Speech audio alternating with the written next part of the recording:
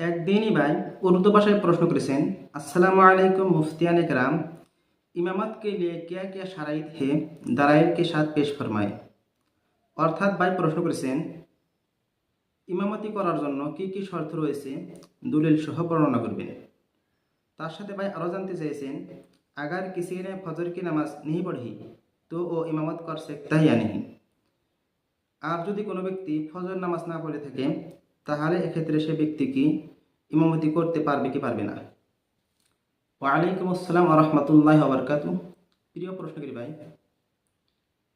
আপনি প্রশ্ন করেছেন ইমামতি করার জন্য শর্ত কি। ফতোয়া হিন্দিয়া 1 নং খণ্ডর 92 নং পৃষ্ঠায় লিখেছেন ইমামতি করার জন্য কুরআনে কারীম সুশুদ্ধভাবে তেলাওয়াত করা জানতে হবে আর নামাজের প্রয়োজনীয় মাসলা মাসাইলের ওয়াকিফ থাকতে হবে।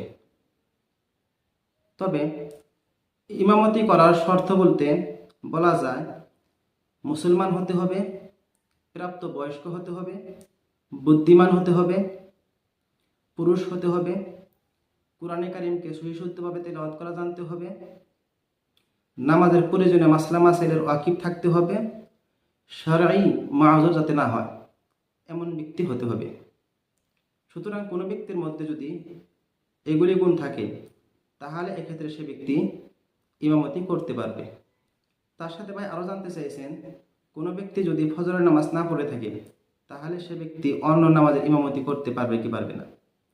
প্রিয় প্রশ্নকারী ভাই, যদি কোনো ব্যক্তি কিবা কারণে ফজরের নামাজ কাজা করে তাহলে সেক্ষেত্রে সে ব্যক্তি অন্য নামাজের ইমামতি করতে পারবে।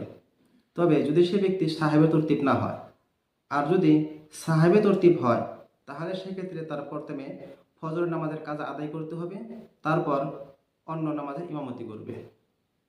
এখানে অনেকেরই প্রশ্ন থাকবে সাহাবে তরতিব কাকে বলা হয়।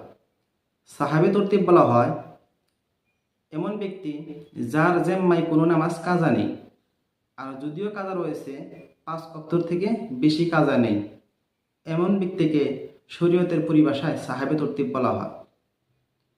এই মাসলাটি লিখেছেন ফতোয়া হিন্দিয়া 1 নং খণ্ডর 134 নং পৃষ্ঠায়।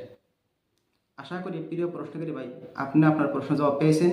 ওয়া আখিরু দাওয়ানা আলহামদুলিল্লাহি রাব্বিল আলামিন।